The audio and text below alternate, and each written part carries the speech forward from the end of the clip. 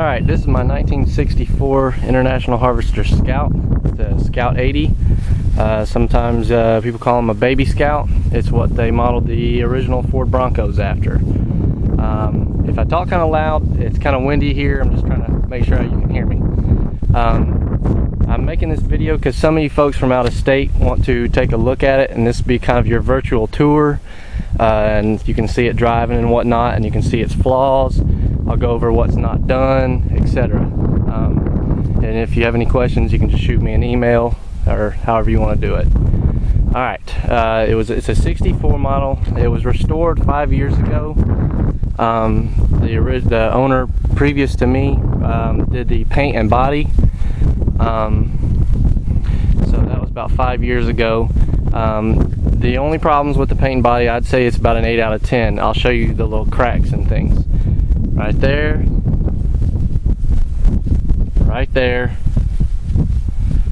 and right there are the main scrapes and bruises. There's no big dents or anything like that, or big huge chips. It's just those.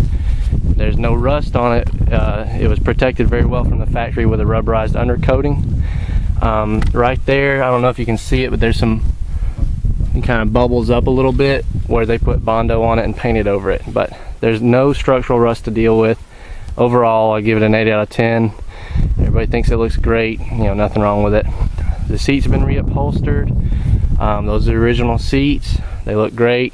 Let's see, original steering wheel and whatnot, which I thought was just too cool to get rid of. It's got autometer antique beige series gauges. That's about $500 or $600 worth of gauges. Redid some of the stuff on the dash with a new light switch panel there, amongst other things. It's got a little toolbox over there on the side. On that side, it's a little toolbox. See that little orange lid? And then on this side, there's a 9-gallon fuel tank that was originally there. The fuel tank is still in there, but I've since replaced it. I don't use it anymore with this 16-gallon unit from Summit that's under the back. Let's see. It's got a Cummins 4BT. It's a first generation Cummins. It should be year model 1991 and a half.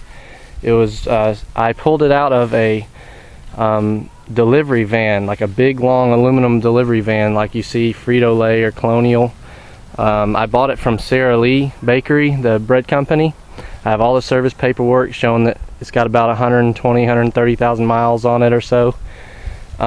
These things will run 1,000,000 miles. They'll outlast whatever you put them in. The turbocharger was remanufactured by Holset, and the injection pump was remanufactured by Cummins in 2002. And again, I have all the service paperwork from the van. It's got a worn 8,500 pound electric winch. Works great. It's I can hook it up to the battery whenever you get here, to whoever's looking at it. To show you that it works. It's a remote control that you can do it from the inside. I just don't have it hooked up right now because I replaced the battery and I just left that wrapped around the bumper. It's currently 2-wheel drive. It's got a Ford T19 4-speed that originally came behind the Cummins. Manual transmission. It's currently 2-wheel drive. It would accept a Dana 300 transfer case from a Scout 2 and then a front drive shaft, and you're ready to go. You know, you shouldn't need any adapters or anything like that. Those decals, by the way, are vinyl. That's for one of my side jobs. Those will come off. It's not a big deal. What else? It's got a new head unit there. That's a JVC head unit. Good CD player there. It has a USB drive on it. What else? A Tom Woods custom drive shaft. It's got a lifetime warranty. If you look up under here, you can see I've got a Ford 9-inch rear differential that has been narrowed. It's from a 1978 Bronco, full size, so it's a lot stronger, and it handles the torque because this motor puts out about 400 foot-pounds of torque. It's not a lightning fast machine, but it'll get out of its own way just fine, and it gets 30 miles a gallon doing it. It's a lot of fun to drive. It turns a lot of heads. This soft top was made in 1977 by K-Line. You can't buy soft tops for these anymore unless you find a used one. It's in great shape. It keeps the elements off of you. It was made in '77, so bear that in mind. But there's no big gaping holes that let the storms through or anything. It's a lot quieter than a Jeep top, since it's vinyl. It's like thick boat vinyl. This whole thing rides better than any Jeep, Wrangler or Cherokee that I've ever owned. I'd say it drives down the road comparable to like a full-size Bronco or a Grand Cherokee even. I put power steering on it. It still has manual brakes. The brakes could use not some work, but it could use a new master cylinder. It's got a single pot master cylinder that came on the Scout. If it had a dual pot, I think it'd stop it a lot faster. But like I said, I've been driving it since January with that one, and you just learn, you know, how to pump the brakes and downshift, and it stops just fine. It's not dangerous or anything like that. What else? Alternator, water pump, and a dual core aluminum radiator. All that's new. I'll pop the hood and take a look at that.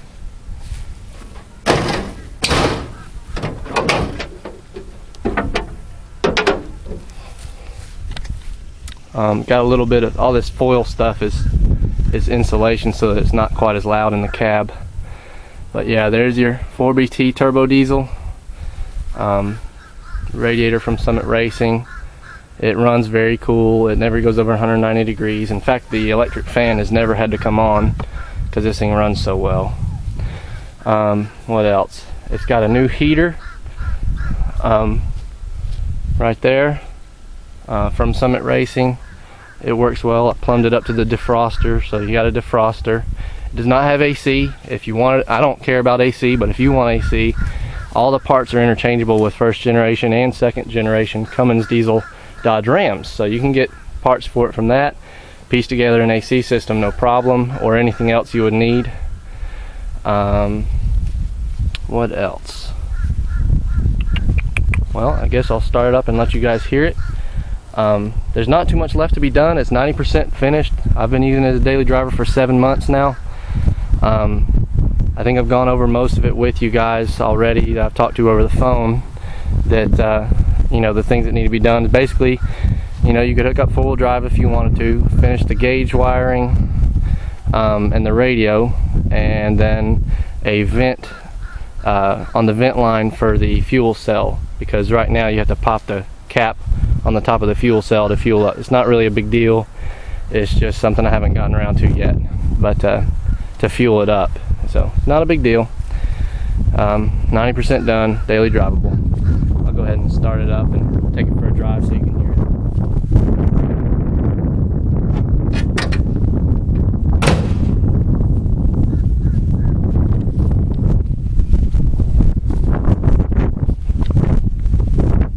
Hopefully the wind isn't too bad and you guys can hear it fine.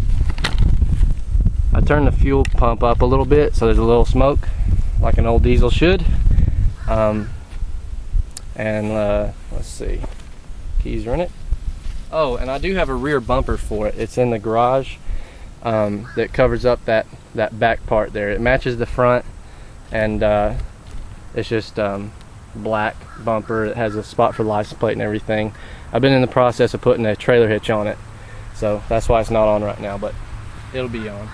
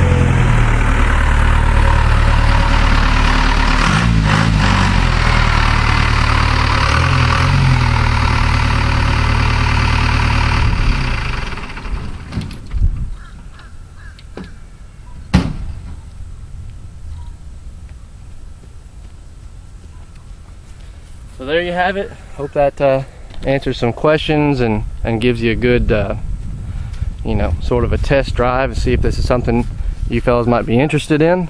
And let me know if you have any other questions. Y'all have a good day. See ya.